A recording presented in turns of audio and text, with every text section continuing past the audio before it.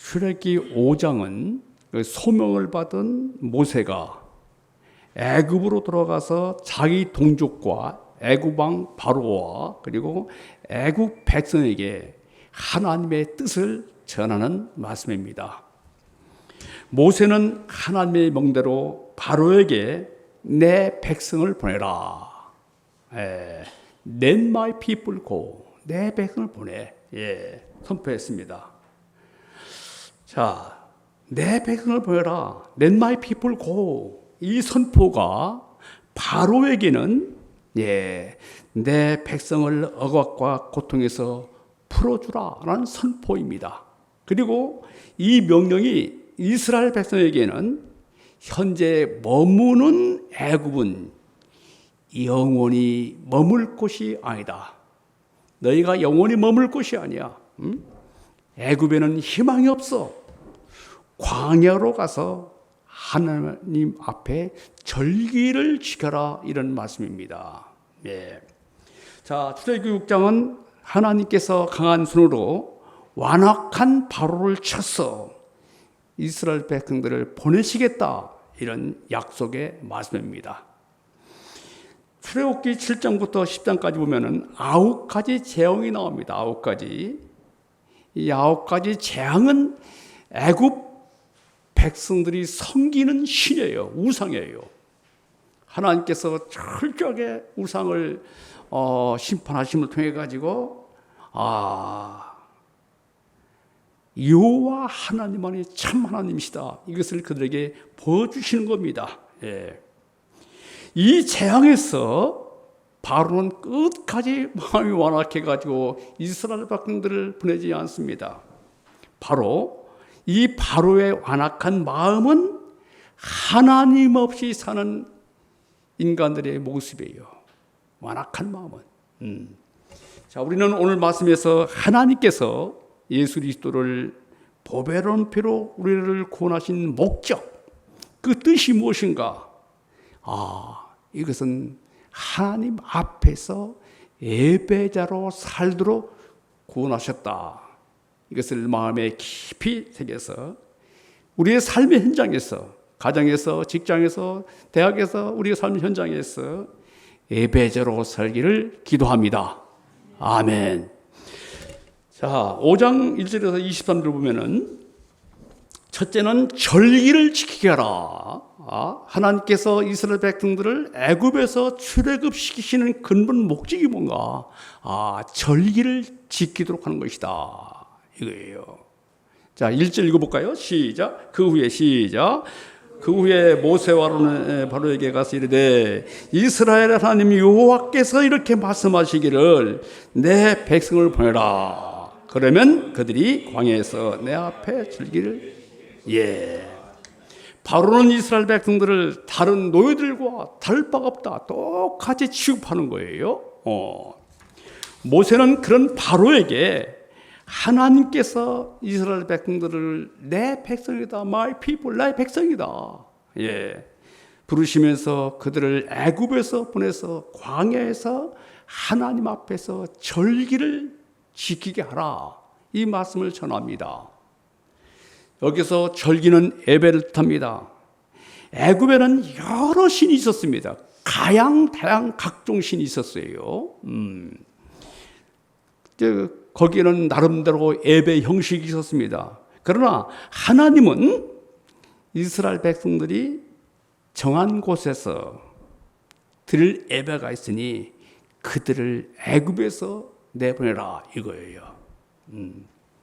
자, 모세의 선포를 들은 바로는 여호와는 내가 그런 신을 들어본 적이 없어, 이런지하에 거절합니다.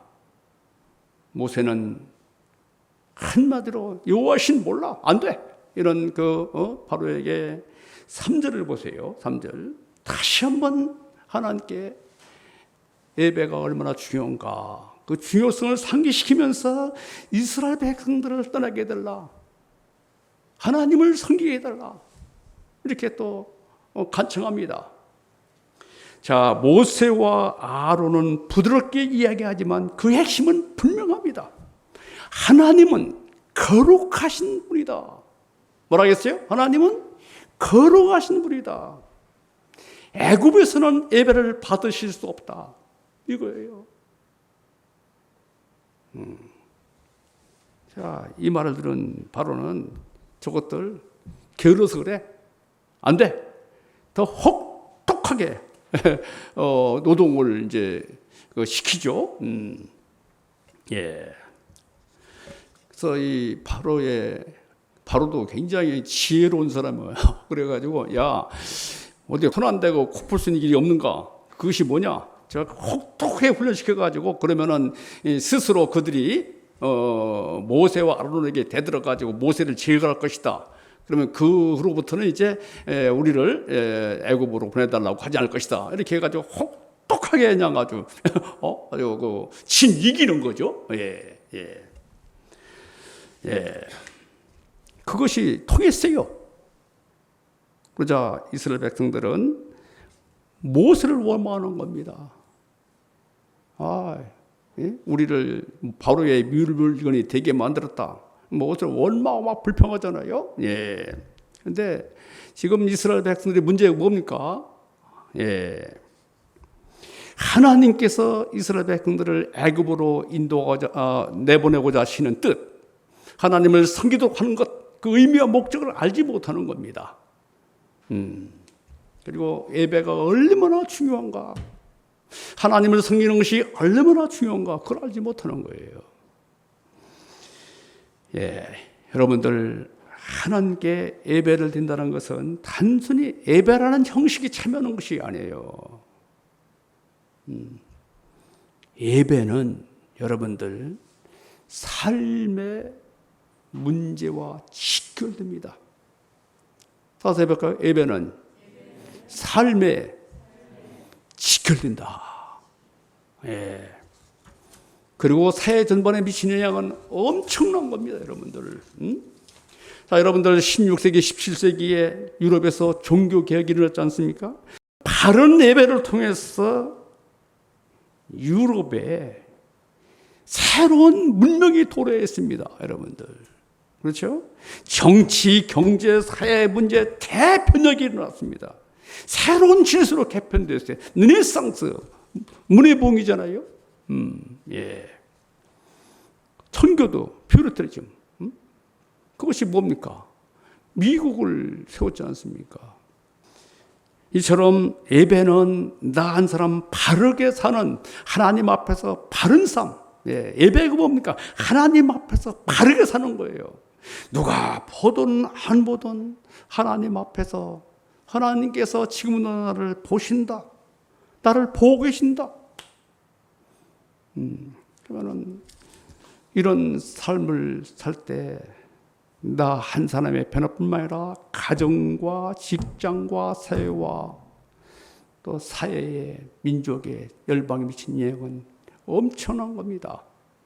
하나님께서 독생자를 피를 흘리면서까지 우리를 구원하신 목적, 여러분들 그것은 부자가 되고 무슨 출세하고 세상을 즐기고 이런 아닙니다. 하나님께서 예배자로 살도록 우리를 구원하셨습니다. 아멘.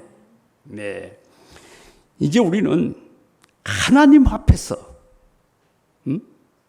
예배자로 살고자 하는 분명한 언약적 결단이 필요한 줄로 믿습니다. 자, 5장 10절에서 23절 6장을 보면은 이제 바로가 이제 안 보내잖아요. 더 그냥 이스라엘 백성들을 괴롭히잖아요. 그러니까 이스라엘 백성들은 하나님께 원망하고 모세와 아론을 원망합니다. 그런데 그 모세도 하나님께 원망합니다. 자, 22절 23절 읽어볼까요? 시작. 모세가 여호와께 돌아와서 이르되 주여 어찌하여 이 백성이 학대를 당하게 하셨나이까? 어찌하여 나를 보내셨나이까? 내가 바로에 들어가서 주의 이름으로 말한 후부터 그가 이 백성을 더 학대하며 주께서도 주의 백성을 구원하지 아니하시네. 예. 자, 똑같이 어려운 현실에 처했습니다. 이스라엘 백성들과 모세의 차이가 뭡니까? 똑같은 어려움이에요. 근데 이스라엘 백성들은 사람에게 원망합니다. 모세에게 원망합니다. 네. 그 모세에게 모든 것을 책임 전가합니다. 그것으로 끝나는 거예요. 그러나 모세의 다른 점은 하나님께 나가 기도하는 거예요. 자, 우리도 때로는 큰 역경과 어려움이 있습니다. 그래서 밤잠을 설칠 때가 있잖아요. 너무 힘들어요. 고통스럽습니다. 어렵습니다. 그렇잖아요, 여러분들? 어렵잖아요. 힘들잖아요. 그럴 때 이스라엘 백성들과 같이 되느냐 아니면 모세와 같은 삶을 살 것인가, 두 가지 얘기예요. 사람에게 책임 전가하고 사람에게 원망하고 불평할 것이냐 아니면 하나님께 나가서 기도하느냐. 자, 모세 하나님 원망하잖아요. 하나님께 원망하지 않습니까? 왜 나를 보내셨느냐. 우리가 4장 3장 보면은 모세가 5번 거절하잖아요. 나는 할 수 없어요. 갈 수 없어요. 다른 사람 보내주세요. 바로 하나님께 나가서 호소하는 겁니다. 여러분들 어려움 있을 때 하나님께 나가서 원망도 하고 불평도 하고 막 하세요. 어떤 권사님이 그러더라고요. 만만한 것이 하나님이신데 어떻게 합니까? 하나님께 가서 아뢰야 되죠. 이런 얘기 하더라고요. 만만한 것이 하나님이시다. 이렇게 하나님께 막 토설하는 겁니다. 성경 보세요. 시편 보세요. 얼마나 원망합니까, 다윗이. 하나님께 나가서 원망도 하고 막 토설하고 막 하세요. 여러분들 사무엘상 보면은 한나가 하나님께 나가서 얼마나 그냥 원망합니까? 그렇죠? 예. 그때 하나님께서 모세에게 말씀합니다. 6장 1절 해볼까요? 시작. 여호와께서 시작. 예.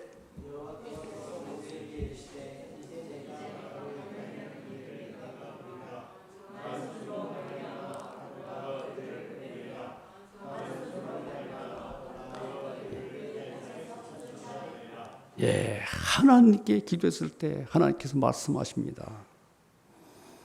내가 보리라 강한 손으로 말미암아 그들을 내 백성을 보내게 될 것이다.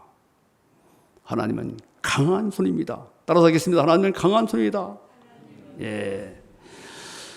자, 하나님의 강한 손은 능력의 손이고 하나님의 강한 손은 죄로부터 우리를 구원하시는 능력의 손. 이 손은 모든 어려움과 역경에서 이길 수 있는 능력의 손입니다. 이 강한 손이 10가지 재앙으로 나타나지 않습니까? 예. 자, 이를 볼 때 우리는 눈에 보이는 바로를 보고 두려워해서는 안 됩니다. 또 바로를 의지해서는 안 돼요. 바로가 누굽니까? 직장에서는 상관이 될 수 있어요. 예. 우리는 눈에 보이지 않지만 강한 손, 하나님을 의지하시기를 기도합니다. 예. 우리가 강한 손, 하나님을 의지할 때 죄의 유혹을 이길 수 있고 또 마귀와 싸워서 이길 수가 있어요. 7장부터 10장까지는 9가지 재앙이 나오죠. 첫 번째 피재앙, 개구리 재앙, 또 이재앙, 파리 재앙, 악질 재앙, 악성 종기 재앙, 그 다음에 우박 재앙, 메뚜기 재앙, 흑암 재앙이 나오잖아요. 자, 오늘 여기서 바로의 그 모습을 보면서 하나님 없는 인간의 모습을 보게 되는데 바로는 9가지 재앙을 만나고도 완악해가지고 백성들을 내보내지 않습니다. 예. 그리고 바로는 어려우면은 막 죽을 것 같으면은 내가 잘못했다 그러면서 보내겠다 얘기해요. 여기 보면은 회개하는 것 같거든요. 후회예요, 후회. 또 어려우면은 막 그냥 내 보내게 줄게.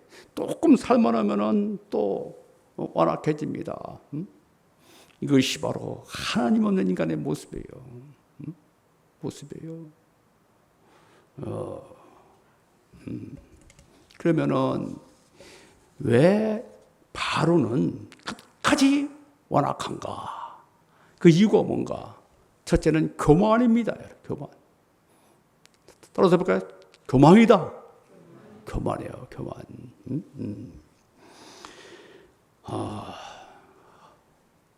창세기 3장 보면은 아담이 범죄한 것도 교만이잖아요. 하나님과 같이 되고자 하는 교만한 마음.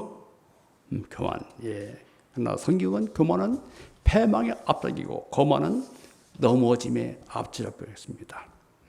왜냐하면 교만이 가장 큰 죄악이에요. 교만. 교만이 뭐냐? 자기가 왕이 교만해요. 자기밖에 몰라요. 자기밖에 몰라요. 내가 킹이에요. 이게 교만한 마음입니다. 교만의 반대는 겸손인데 겸손이 뭐냐? 하나님이 왕이시다 그거예요. 예. 따라서 볼까요? 하나님은 왕이시다. 그러면 나는 누굽니까? 나는 종이죠. 그게 겸손한 마음이에요. 예. 두 번째는 이기심과 탐심이에요. 자, 이스라엘 백성들을 보내면은 어떻게 되겠어요? 노동력이 감소되거든요. 그러니까 그들은 바로는 끝까지 이스라엘 백성들을 노예로 만들어서 부려먹고자 하는 거예요. 그것이 바로 사단의 모습이에요. 성경에서 바로는 사탄의 모습이에요. 사탄은 사단을 부려먹고 결국은 죽음으로 몰아넣습니다. 그 기본에는 탐심과 이기심이에요.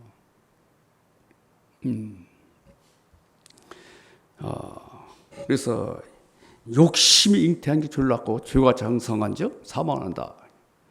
탐심이 큰 죄인 것을 여러분들은 다 알 거예요. 여기서 바로의 세력은 강하고 끈질기잖아요. 놓아줄 듯 하다가 또 붙들고 순종할 듯 하다가 불순종하고 그렇지 않습니까? 이게 죄의 모습이에요. 우리가 죄는 아주 강한 본도와 같이 한 번 지면 떨어지지 않습니다. 어떻게 죄로부터 자유함을 누릴 수 있겠는가? 예, 하나님은 강한 분이십니다. 강한 손이에요. 하나님의 강한 손 예수님을 통해서만이 죄의 세력에서 벗어날 수가 있습니다. 따라서 우리가 늘 강한 손 예수님을 의지하는 삶. 그래서 그런 거예요, 우리가. 예. 결론을 말씀드리겠습니다. 하나님께서 우리를 예수 그리스도의 보혈배로운 피로 우리를 구원하신 강한 손으로 우리를 구원하신 그 목적이 뭔가? 하나님 앞에서 예배자로 살도록 우리를 구원하셨습니다. 따라서 우리는 하늘나라 갈 때까지 예배자로 신령한 하나님의 복을 누리면서 살기를 기도합니다. 로마서 12장 1절 읽겠습니다. 그러므로 형제들아 내가 하나님의 모든 자비하심으로 너희를 권하노니 너의 몸을 하나님이 기뻐하시는 거룩한 산제물로 드리라. 이는 너희가 드릴 영적 예배니라. 아멘.